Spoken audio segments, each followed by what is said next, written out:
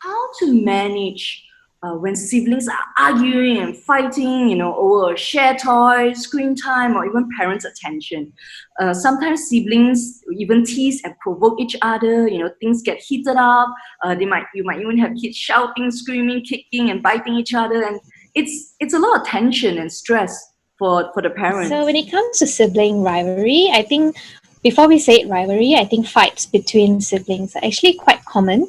So at this point in time, sometimes as adults, firstly, we don't to immediately try to intervene and try to problem solve. So is to step in. Maybe you can ask them, how do you think you can problem solve?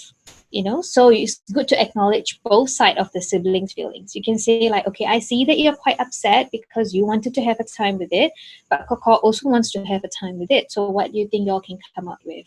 So this is for kids who can actually express a little bit better, who can talk their feelings a bit better. So to acknowledge their feelings, let them come to a conclusion and let them try to problem solve, so that the next time when a fight or disagreement comes about, they know how to solve by themselves, versus they always expect an adult to intervene.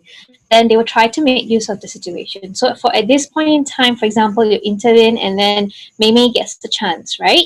So the next time Mimi will probably will go, but mommy, you see Coco is doing it again. So Mimi will try to make use of the situation together. So that is why it's good that parents do not take sides when you're trying to step in to help manage, and acknowledge their feelings. And of course, reinstate ground rules. So if it's more of trying to come with an agreement, I'm not happy, I don't want to share with you, then we talk it out. But the minute you start seeing that they're starting to hit each other, or they're using names, so sometimes reinstating ground rules like no nickname callings, no abusive languages, no hitting. So when they were to do that during the argument, then the first and foremost thing is for timeout. When you're ready to talk, and then we'll come back in. Until then, that's a no. So whatever they are fighting for, it's not going to be there until they come to terms. Going to like a calming corner or mindful corner that they both can come down together. So you mentioned about not taking sides, right? Sometimes parents will ask the older children to actually give way or give in to the younger children. And then, they will feel a bit unfair about it as well at the same time.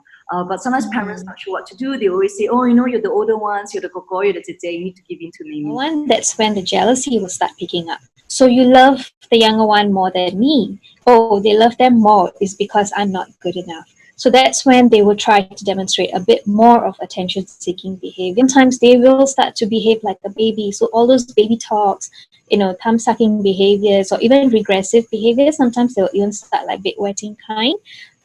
Those are not good signs, because those are when jealousy, and it's becoming more of like a disorder settling in. So that's why we shouldn't always take sides, because the other one will end up with a lot of resentment and unfairness, and other kinds of behaviors will start to like bottle up, and then it will explode. Okay, maybe a lot of parents are already experienced this explosion already. Okay, so that's when parents need to have a bit of a one-to-one time spent with the child. So when you see that they're demonstrating such behavior, it's good to talk to them. It's good to acknowledge how they're feeling. You can say that, I'm so sorry that you are feeling unfair about it. Okay, so it's always good to acknowledge their feeling, because if not, they will just try to feel that you don't care about them. Yeah.